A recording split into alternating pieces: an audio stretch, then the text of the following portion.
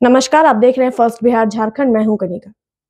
बिहार और नेपाल बॉर्डर सीमा एक बार फिर चर्चे में है। इसकी वजह है 10 से ज्यादा आतंकी की घुसपैठ की साजिश, जो कि बांग्लादेश और पाकिस्तान के कट्टरपंथी संगठनों से ताल्लुक रखते हैं।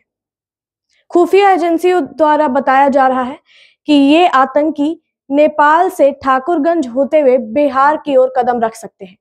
बिहार और नेपाल बॉर्डर पर इसको लेकर अलर्ट जारी किया गया है। आइए जानते हैं पूरी खबर क्या है। इन आतंकियों का संबंध जमात उल मुजाहिदीन, बांग्लादेश हरकत उल जिहाद अल इस्लामी और बांग्लादेश जमात इस्लामी जैसे संगठनों से बताया जा रहा है।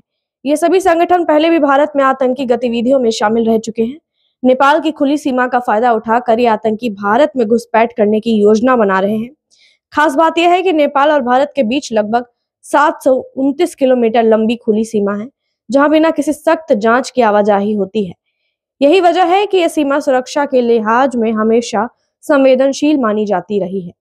खासकर सुपौल, सीतामढ़ी, अररिया और किशनगंज जैसे जिलों में एसएसबी और स्थानीय पुलिस की निगरानी बढ़ा दी गई है। जगह जगह चेक पोस्ट बनाए गए हैं और हर आने जाने वाली की सघन जांच की जा रही है। जवानों को सीमा पर चौकसी बरतने के निर्देश दिए गए हैं। सुरक्षा एजेंसियां इस बात को लेकर भी अलर्ट है कि इन आतंकियों को कुछ स्थानीय लोगों से मदद मिल सकती है। इसी कारण आम लोगों से भी अपील की गई है कि वे सतर्क रहें और किसी भी संदिग्ध गतिविधि की जानकारी तुरंत पुलिस को दें। भारत पाक तनाव के बीच अलर्ट और अहम हो गया है। दरअसल 7 मई को भारतीय सेना ने ऑपरेशन सिंदूर के तहत पाकिस्तान और पीओके में आतंकी ठिकानों को निशाना बनाया था। इस कार्यवाही के बाद यह माना जा रहा है कि पाकिस्तान की खुफिया एजेंसी आईएसआई और उससे जुड़ी आतंकी संगठन भारत में किसी बड़ी साजिश को अंजाम देने की फिराक में है। ऐसे में नेपाल की सीमा को चुना गया है क्योंकि यह इलाका कम निगरानी वाला और आसान रास्ता माना जाता है। नेपाल के प्रधानमंत्री केपी शर्मा ओली ने भारत को भरोसा दिलाया है कि उनकी जमीन का इस्तेमाल भारत के खिलाफ नहीं होने दिया जाएगा, लेकिन खुफिया रिपोर्ट्स इससे अलग तस्वीर पेश कर रही है। रिपोर्टों के अनुसार आईएसआई और बांग्लादेशी संगठन नेपाल के जमीन का इस्तेमाल करके भारत में आतंकी भेजने की योजना बना रहे हैं। इसमें सबसे अहम भूमिका निभा रहे हैं सीमावर्ती इलाकों के कुछ नेटवर्क, जो आतंकियों की आवाजाही में मदद कर सकते हैं। फिलहाल बॉर्डर पर सुरक्षा एजेंसियों ने गश्त तेज कर दी है। रात में पेट्रोलिंग बढ़ा दी गई है और संदिग्ध इलाकों में ड्रोन से निगरानी की जा रही है। एसएसबी और पुलिस की संयुक्त टीमों को विशेष निर्देश दिए गए हैं। किसी भी संदिग्ध को तुरंत हिरासत में लेकर पूछताछ की जाएगी। इसके अलावा नेपाल से लगने वाले रास्तों पर भी कड़ी नजर रखी जा रही है। सरकार की ओर से सीमावर्ती गांवों के लोगों को सतर्क रहने और किसी भी अनजान व्यक्ति को देखे जाने पर तुरंत पुलिस को सूचना देने की अपील की गई है। इसके साथ ही लोकल इंटेलिजेंस यूनिट को भी एक्टिव कर दिया गया है ताकि किसी भी संदिग्ध गतिविधि को सूचना तुरंत मिले और कार्यवाही की जा सके।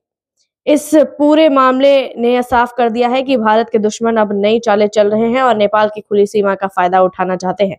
ऐसे में न केवल सुरक्षा बलों को सतर्क रहने की जरूरत है, बल्कि आम लोगों को भी जागरूक रहना होगा, क्योंकि सुरक्षा तभी मजबूत होती है जब जनता और प्रशासन मिलकर काम करे।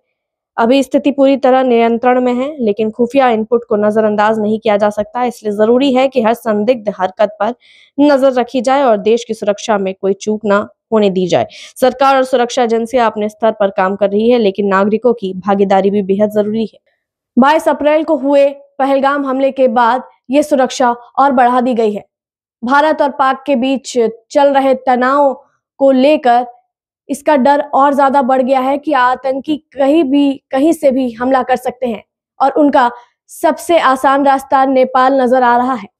नेपाल में सुरक्षा कड़ी कर दी गई है, नजर रखी जा रही है, ड्रोन से नजर रखी जा रही है और एसएसबी की भी तैनात बढ़ा दी गई है। और आपको बता दें कि आतंकी नेपाल के जरिए भारत में आने की कोशिश कर सकते हैं।